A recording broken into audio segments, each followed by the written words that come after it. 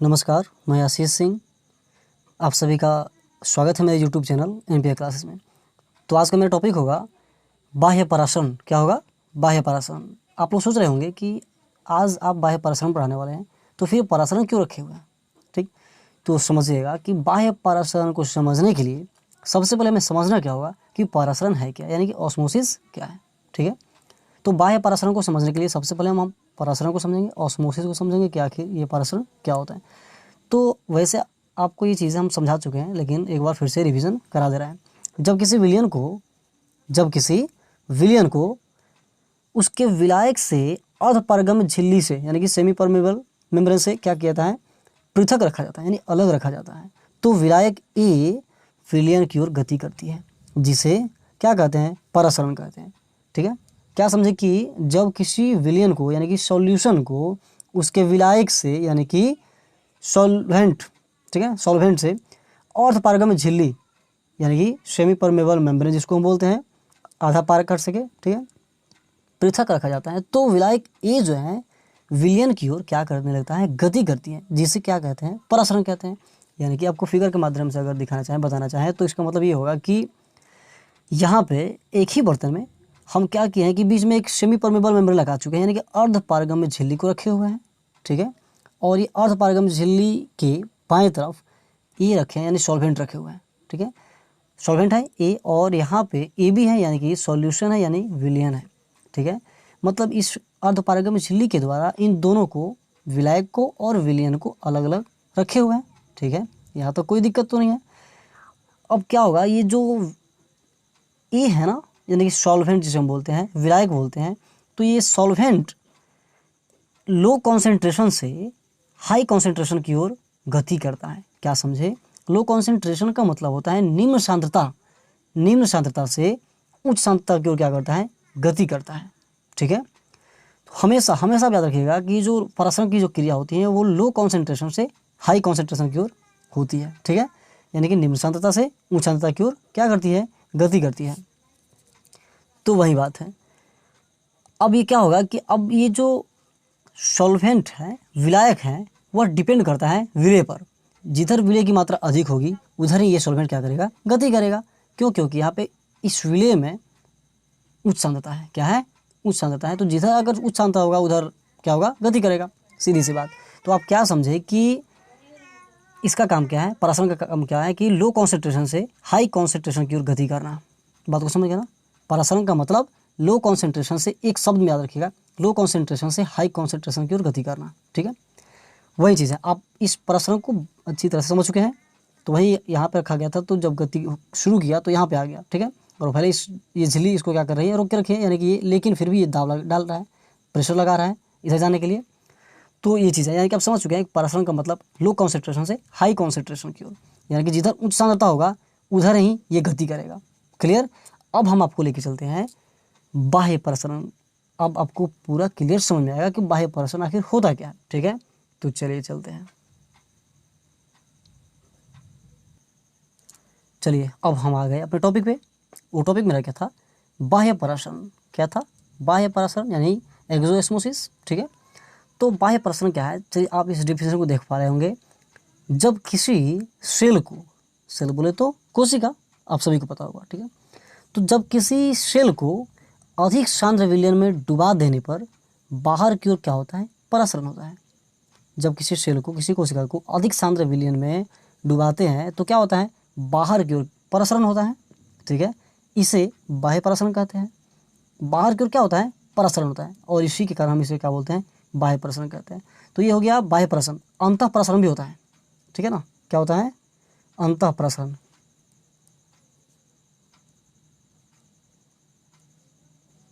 Just उसका opposite याद रख लीजिएगा। बाह्य परासरण में क्या होता है? बाहर की ओर गति होता है, परासरण होता है, और अंतः परासरण में क्या होगा? अंदर की ओर, अंदर की ओर गति होगा, यानी कि अंदर की ओर परासरण बोले। ठीक है, अंदर की ओर परासरण होगा। तो बाह्य परासरण में होता है कि जब किसी सेल को अधिक सांद्र विलयन में डुबा देने पर बाहर की ओर परासरण होता है, इसे बाह्य परासरण कहते हैं। और वहीं अगर अंदर की ओर प्रसरण होता तो हम क्या बोलते, अंतः प्रसरण बोलते। क्या बोलते, अंतः प्रसरण। तो ये चीज़ आपको क्लियर हो गई होगी। अब बाहर की ओर कैसे प्रसरण होगा, समझिएगा मेरी बात ध्यान से। आपको एग्जाम्पल के थ्रू समझा रहे हैं कि यहाँ पे मान लेते हैं कोई आलू का टुकड़ा ले लीजिए, ठीक है, ये आलू का टुकड़ा लिए है, ये क्या है, तो आलू का टुकड़ा है। अब जाहिर सी बात है, ये आलू का जो टुकड़ा है ये भी सेल से बना होता है, इसमें भी कोशिका होती है। आलू का टुकड़ा ले लें या फिर क्या ले लें, अंगूर ले लें, और अंगूर भी तो सेल से बना होता है, ठीक है। तो क्या है कि ये अगर अंगूर ले लिए तो समझिएगा इस अंगूर को हम किसी सॉल्यूशन में डाल देते हैं। बात को समझना ध्यान से। इस अंगूर को हम किस में डालें, सॉल्यूशन में, विलियन में डाल दिए। और किस चीज़ का विलियन है, तो चीनी का विलियन।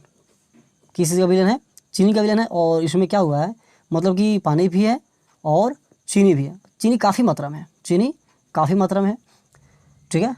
यानी कि इसमें जो सॉल्यूशन है, चीनी है, उस चीनी की जो मात्रा है, उस चीनी की जो मात्रा है वो क्या है, HC। HC बोले तो हाई कॉन्सेंट्रेशन, उच्च सांद्रता में है, उच्च सांद्रता, उच्च सांद्रता है। लेकिन इस अंगूर के अंदर भी तो पानी है ना, यानी कि विलियन है। तो उस विलियन के अंदर जो कॉन्सेंट्रेशन है वो कैसा है, लो है। बात समझिएगा, LC, लो कॉन्सेंट्रेशन, यानी कि निम्न सांद्रता, निम्न सांद्रता है। ध्यान समझना हर छोटी छोटी चीज़ को। तो हमसे प्रश्न पूछा जाएगा कि जब अंगूर को हम चीनी के सॉल्यूशन में डालते हैं तो अंगूर सिकुड़ जाता है और सिकुड़ के किशमिश बन जाता है, ठीक है। तो ऐसा आखिर ऐसा होता क्यों है, तो बात समझिएगा, एकदम एक बार में आपको पूरा क्लियर समझ आना है, ठीक है। इस अंगूर के अंदर का जो सॉल्यूशन है, इस अंगूर के अंदर का जो विलियन है वो लो कॉन्सेंट्रेशन है, यानी कि उसके अंदर की जो सांद्रता है वो निम्न है, ठीक है।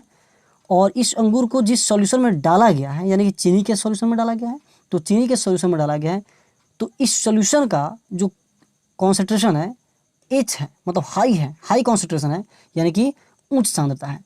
तो हम अभी बताए थे कि प्रसरण की तो क्रिया होगी, तो किधर होगी, तो प्रसरण हमेशा क्या होता है, लो से हाई की तरफ कॉन्सेंट्रेट होता है, लो से हाई की तरफ प्रसरण होता है।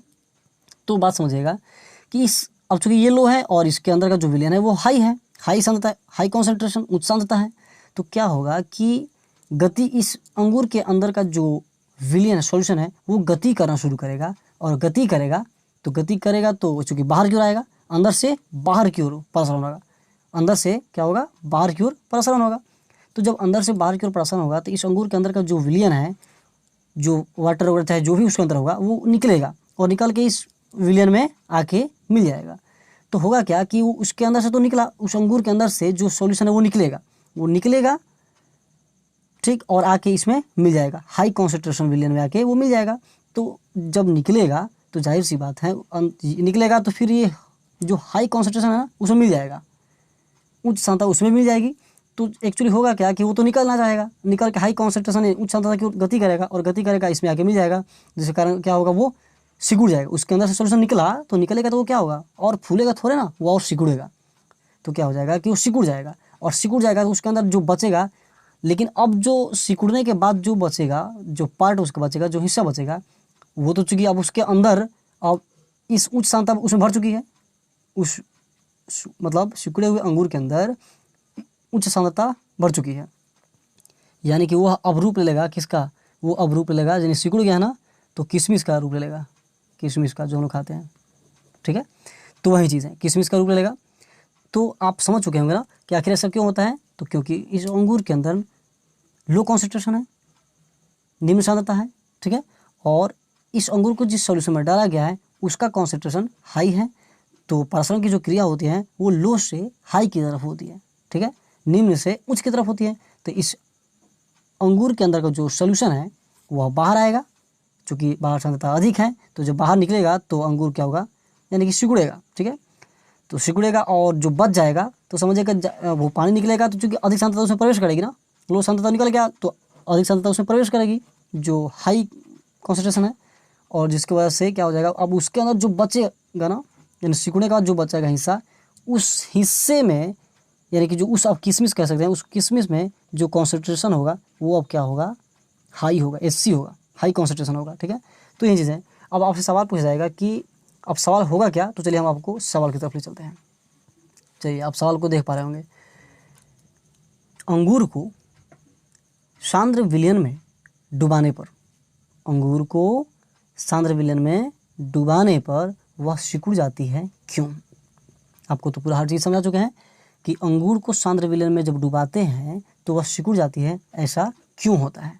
बस हर चीज़ आपको समझा देना, बस अब केवल लिखना है। तो आप देखिएगा, अंगूर को सांद्र विलयन में डुबाने पर वह सिकुड़ जाती है क्योंकि अंगूर के अंदर के विलयन की तुलना में, जो कि बता चुके हैं, अंगूर के अंदर के विलयन की तुलना में बाहर का विलयन क्या होता है, अधिक सांद्र होता है। ठीक है, बाहर का जो विलयन होता है, जाहिर सी बात है, समझ था ना, बाहर का विलयन अधिक सांद्र होता है, मतलब हाई कॉन्सेंट्रेशन होता है, उच्च सांद्रता होता है। तो बाहर का जो विलयन होता है वो अधिक सांद्र होता है, अतः क्या होगा, प्रश्न बाह्य प्रश्न होता है, अंदर से बाहर क्यों नहीं, बाह्य प्रश्न होगा, अतः बाह्य प्रसरण होता है जिससे अंगूर सिकुड़ जाता है। क्लियर, ये चीज़ें आपको स्पष्ट हो गई होंगी। तो आप इसे वीडियो पॉज करके नोट कीजिए और हम अब चलते हैं आपको लेकर के अगले क्वेश्चन की तरफ। अगला क्वेश्चन है, किशमिश को, जो किशमिश बन चुका है, किशमिश को पानी में डुबाया जाता है तो वह फूल जाता है, क्यों? समझना है, पहले नोट तो करना ही है। किशमिश को जब पानी में डुबाएंगे तो वह फूल जाएगा, फूल जाता है, क्यों फूल जाएगा आखिर? ठीक है, तो समझिएगा, यहाँ पे हम क्या लिए, सिकुड़ा हुआ किशमिश लिए। ठीक है ना, ये क्या है, किशमिश है, ये क्या है, किशमिश है। ठीक है, अब इस किशमिश को पानी में डुबाते हैं, समझिएगा, ये वाटर है, पानी है। ठीक है, पानी, तो इस किशमिश को हम पानी में डुबा दिए हैं, तो पानी में डुबाएंगे तो ये फूलता है, क्यों? बात समझनी है और बिल्कुल गहराई से समझना है। ठीक है ना, केवल नोट करने से क्या होगा, समझिए पहले।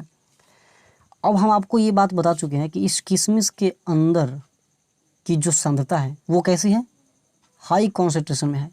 ठीक है, इस किशमिश के अंदर जो सांद्रता है वो हाई है, उच्च है। क्या है, उच्च है। इस किशमिश के अंदर की जो सांद्रता है वो हाई कॉन्सेंट्रेशन में है, उच्च सांद्रता में है। लेकिन ये जो विलयन पानी का है, तो पानी का जो है कॉन्सेंट्रेशन ये क्या है, लो है। बात को समझिएगा, पानी का जो सांद्रता है उसकी सांद्रता निम्न है, लो है, और किशमिश की सांद्रता क्या है, हाई है। तो अब क्या होगा कि जो बाहर है पानी, उसकी सांद्रता कम है। तो जब कम है और पानी के अंदर क्या रखा गया है, किशमिश रखा गया, और किशमिश की सांद्रता क्या है, अधिक है, तो क्या होगा, अब आपको पता है कि प्रसरण की क्रिया होगी, और प्रसरण की क्रिया बाहर से अंदर की ओर होगी, यानी कि जो विलयन रखा गया था, पानी का विलयन सॉल्यूशन, और उस सॉल्यूशन के अंदर में क्या रखा गया है, किशमिश को रखा गया है, और किशमिश की जो सांद्रता है वो इस हाई कॉन्सेंट्रेशन में है, उच्च सांद्रता में है, और इस वाटर का जो सांद्रता है, कॉन्सेंट्रेशन है, वो क्या है, कम है। तो हम जानते हैं कि जो प्रसरण की क्रिया होती है वो लो से हाई की तरफ होती है। तो यानी कि इसमें क्या होगा कि बाहर से अंदर की ओर प्रसरण की क्रिया होगी, बाहर से अंदर की ओर, यानी कि पानी जो है वह जाएगा किशमिश में। ठीक, क्यों किशमिश में जाएगा, क्योंकि किशमिश की जो सांद्रता है वो अत्यधिक है, किसके अपेक्षा, तो बाहर की सॉल्यूशन की अपेक्षा। ठीक है, तो ये पानी इस किशमिश के अंदर प्रवेश करेगी, और जब पानी किशमिश के अंदर प्रवेश करेगी तो क्या होगा, किशमिश फूल जाएगा। ठीक है, किशमिश क्या होगा, फूलेगा, क्योंकि पानी उसके अंदर प्रवेश करेगा। जाहिर सी बात है, जब किशमिश के अंदर पानी प्रवेश किया तो क्या होगा, फूलेगा। ठीक है, तो यही बात है, यानी कि आखिर क्यों, तो चूँकि किशमिश के अंदर की सांद्रता क्या होती है, अधिक होती है, और जो पानी की सांद्रता है, जो सॉल्यूशन की सांद्रता है, उसकी सांद्रता कम है, लो है, और जो प्रसरण की क्रिया होती है वो लो कॉन्सेंट्रेशन से हाई कॉन्सेंट्रेशन की ओर गति करती है, प्रसरण की क्रिया होती है। तो वही बात है, बाहर से जाएगी, अंदर की तरफ प्रसरण होगा, और जब अंदर की तरफ होगा यानी किशमिश की तरफ होगा, और किशमिश में के अंदर पानी प्रवेश करेगा, और इसकी वजह से पानी क्या, किशमिश क्या हो जाएगा, फूल जाएगा। तो चलिए इसके आंसर की तरफ चलते हैं। लिखे हैं कि किशमिश के अंदर का सॉल्यूशन, यानी कि विलयन, किशमिश के अंदर का सॉल्यूशन वो क्या है, कॉन्सेंट्रेट है, सांद्र है, और पानी का सॉल्यूशन क्या है, पानी का सॉल्यूशन यानी कॉन्सेंट्रेट कम है। जो पानी का सॉल्यूशन है, जो सांद्र है, वो क्या है, कम है। किशमिश के अंदर का सॉल्यूशन कॉन्सेंट्रेट है, यानी अधिक कह सकते हैं, अधिक कॉन्सेंट्रेट है, अधिक सांद्र है। और पानी का जो सोल्यूशन है वो सांद्र है, मतलब सांद्र है, कम सांद्र है, कम सांद्र है, कम सांद्र है। इसलिए बाहर से अंदर की ओर विलायक क्या करती है, गति करती है, जिससे अंतःपरासरण होता है और वह क्या हो जाता है, फूल जाता है। ओके, बस यही तो चीज़ है। एक बार फिर समझिएगा, किशमिश के अंदर का सॉल्यूशन यानी कि विलयन वो अधिक कॉन्सेंट्रेट है, अधिक सांद्र है। किशमिश के अंदर का विलयन जो है अधिक कॉन्सेंट्रेट है, यानी कि हाई है। और पानी का जो सॉल्यूशन है उसकी सांद्रता क्या है, कम है। इसलिए बाहर से अंदर की ओर विलायक गति करती है, जिससे अंतःपरासरण होता है और वह फूल जाता है। ओके, तो उम्मीद करते हैं कि आपको समझ में आया होगा और हम चलते हैं अगले टॉपिक की तरफ। चलिए, अगला जो मेरा टॉपिक है वो आप इस चित्र को देख पा रहे होंगे। तो आखिर इस चित्र का क्या काम है, किस चीज़ को समझने के लिए इस चित्र का यूज़ किया गया है और ये कैसा मेथड है, किनका सिद्धांत है, तो चलिए समझाते हैं आपको। हम लोग जो पढ़े हैं ना,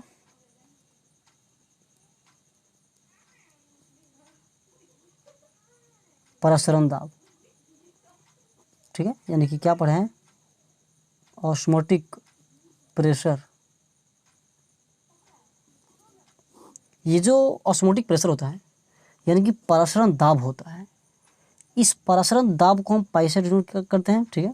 और परासरण दाब को समझने के लिए, परासरण दाब को समझने के लिए वैसे हम परासरण दाब का डेफिनेशन जो है बता चुके हैं पिछले वीडियो में, ठीक है।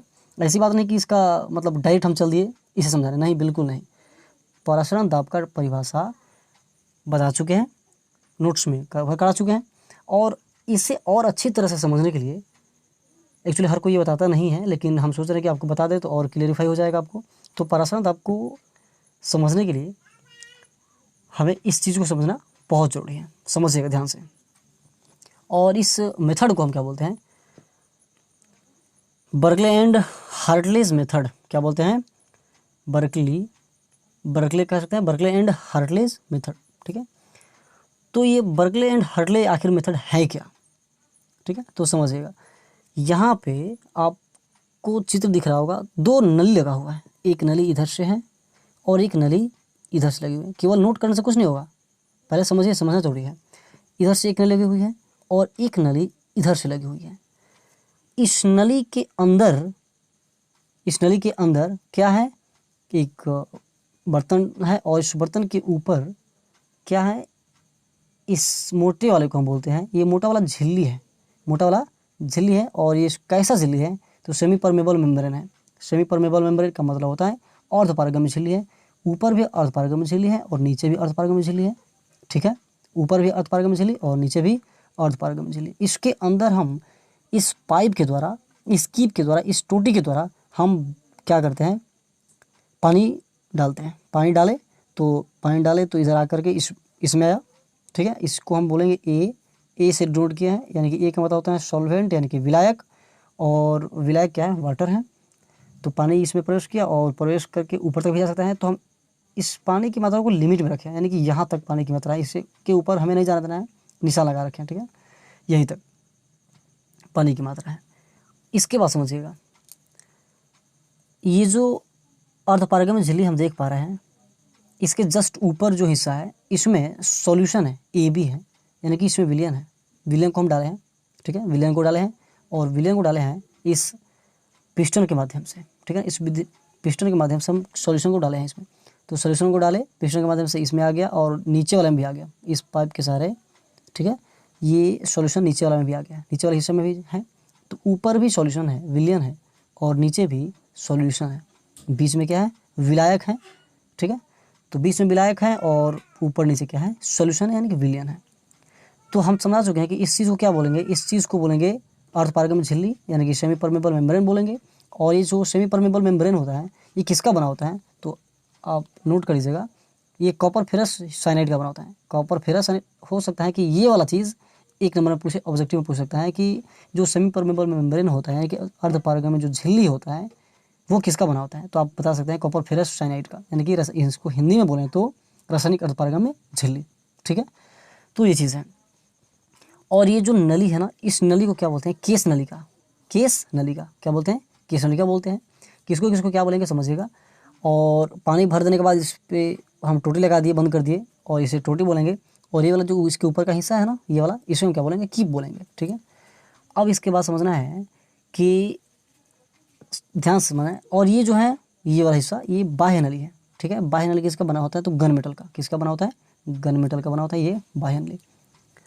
हमें करना क्या है कि पता है हमें पहले से कि ये जो विलायक होता है, विलायक जिधर जिसकी सांद्रता अधिक होगी, जिसका कॉन्सेंट्रेशन अधिक होगा, उधर ये गति करेगी। तो ऊपर जो है सॉल्यूशन है, ऊपर क्या है, सॉल्यूशन है, विलयन है, और इस विलयन में विलेय भी है, विलेय की मात्रा है बी। तो ये जो विलायक होता है ना, विलायक गति करता है, और विलायक गति करता है किधर, तो जिधर विलेय अधिक मिलता है, विलेय जिधर अधिक मात्रा में होता है उधर गति करता है। चूँकि सॉल्यूशन है तो उसमें उसकी सांद्रता भी क्या होगी, हाई होगी, हाई कॉन्सेंट्रेशन है, उच्च सांद्रता है, और इसकी जो कॉन्सेंट्रेशन है वो लो है, निम्न है। तो लो जो यहाँ पे प्रसरण की क्रिया होगी, प्रसरण दाब लगेगा, और प्रसरण की जो क्रिया होगी वह सॉल्यूशन की तरफ होगी, यानी कि ये वाटर जो है ऊपर की तरफ बल लगाएगा। बात समझिएगा, ऊपर की तरफ बल लगाएगा, ऊपर जाने के लिए बल लगाएगा। लेकिन इसको ये झिल्ली क्या कर रही है, रोक रही है, ठीक है। ये नीचे भी बल लगाएगा, क्योंकि नीचे भी सॉल्यूशन है, नीचे भी क्या करेगा, बल लगाएगा, नीचे भी सॉल्यूशन है, लेकिन ये झिल्ली इसको क्या कर रही है, रोक रही है। अब ज़रा समझिएगा, ये तो बिल्कुल दाव लगाएगा, ऊपर चला जाएगा और जाके सॉल्यूशन मिल जाएगा, सॉल्यूशन में मिल जाएगा। लेकिन हमने यहाँ पे एक पिस्टन लगा रखा है, समझिएगा, हमने यहाँ पे क्या कर रखा है, एक पिस्टन लगा रखा है, और इस पिस्टन के माध्यम से हम बाह्य दाब लगा रहे हैं, बाहर से दाब आरोपित कर रहे हैं। और जब बाहर से दाब आरोपित करेंगे तो ये हमें जाहिर सी बात है कि अगर थोड़ा सा आवश्यकता से अधिक दाब आरोपित करेंगे तो ये पिस्टन नीचे की तरफ आएगा, और जब नीचे की तरफ आएगा पूरा जल भरा हुआ है, इसमें पूरा जल भरा हुआ है, मतलब जल कह रहे हैं, सॉरी, सॉल्यूशन विलियन भरा हुआ है, ये भी सॉल्यूशन भरा हुआ है पूरा ऊपर से नीचे तक, इसमें भी ऊपर तक है, ठीक है ना। तो ये जो पिस्टन है नीचे की तरफ आएगा, नीचे की तरफ से दबाएंगे तो पानी को लेते आएगा, पानी को धक्का देते आएगा, प्रेशर देते आएगा। तो क्या होगा कि यह सेमी पर जो मेबल है, सेमी परमेबल मेम्ब्रेन जो है, अर्धपारगम जो झिल्ली है, वह उसको क्षति होगी, ठीक है। लेकिन और इसका दबाव नीचे की तरफ आएगा, और इस नली के माध्यम से होकर के हो सकता है कि हम पानी के साइन को, चिन्ह को यहाँ तक रखे हैं, ये ऊपर भी चला जा सकता है, ठीक है, इसके द्वारा से भी निकल सकता है पानी। तो हम बाह्य जो दाब आरोपित कर रहे हैं ना, वह लिमिट में कर रहे हैं, ठीक है, ताकि न तो ये ऊपर चला जाए और ना ही नीचे जाए, इसको फिक्स करके रखा गया है, ठीक है ना। क्यों फिक्स करके रखा गया है, इसलिए कि चूँकि उसका प्रेशर तो ऊपर से ही है, उसका दबाव है, ये जो वाटर है ना, इस सॉल्यूशन में जाने के लिए गति करेगा, क्योंकि इसकी जो सांद्रता है वो लो है और इस सॉल्यूशन की सांद्रता हाई है।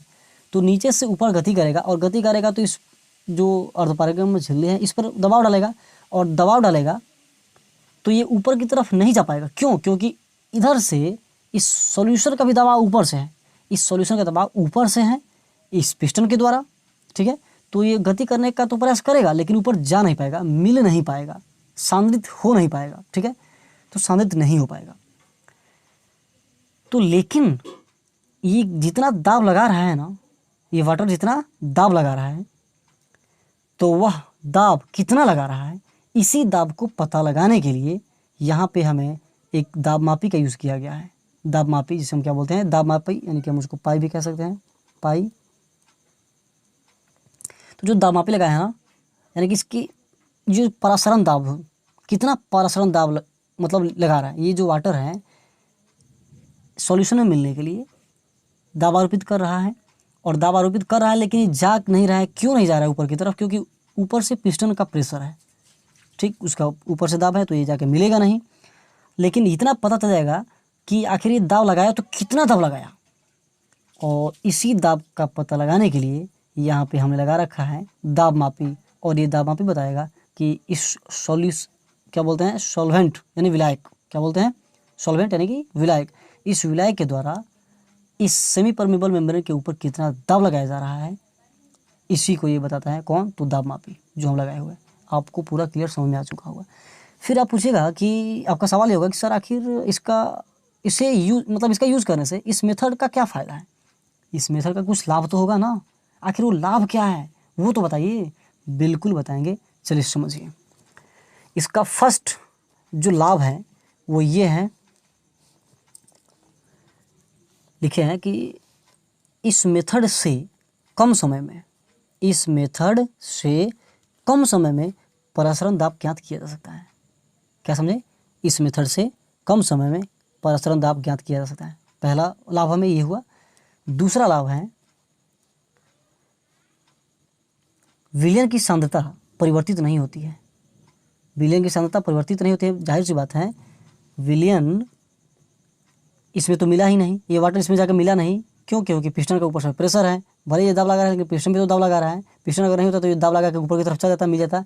तो यही बात है कि क्या नहीं हो रहा है कि विलयन की जो सांद्रता है, विलयन की सांद्रता परिवर्तित नहीं होती है। आपको स्पष्ट हो गया होगा, जिससे वास्तविक प्रसरण दाब ज्ञात किया जा सकता है कि आखिर रियल में, ठीक है, वास्तविक प्रसरण यानी कि रियल में वास्तविक दाब, इसका प्रसरण दाब कितना लगा रहा है इस विलायक के द्वारा, ठीक है, तो पता चल जाएगा। और जो तीसरा है, तीसरा वो ये है कि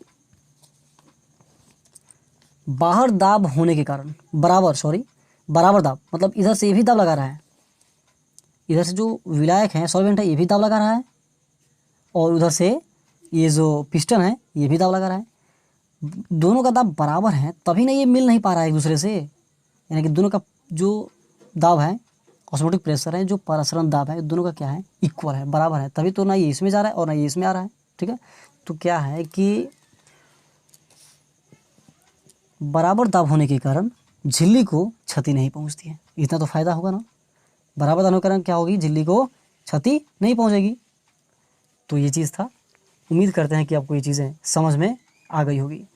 तो अगर आपको वीडियो थोड़ा भी पसंद आया हो ना, तो प्लीज़, इतना मेहनत आपके लिए किया जा रहा है, तो वीडियो को लाइक कीजिएगा, अपने दोस्तों के बीच अधिक से अधिक प्लीज़ शेयर कीजिएगा। क्योंकि फ़ी के रूप में आपसे हम दूसरा कुछ तो लेंगे नहीं ना, क्योंकि इसमें तो कोई चार्ज ले नहीं रहा है। आपके लिए इतना नोट्स प्रोवाइड कराया जा रहा है। आखिर क्यों? ताकि आप अच्छे से अच्छे नोट्स को बना सकें, ठीक है।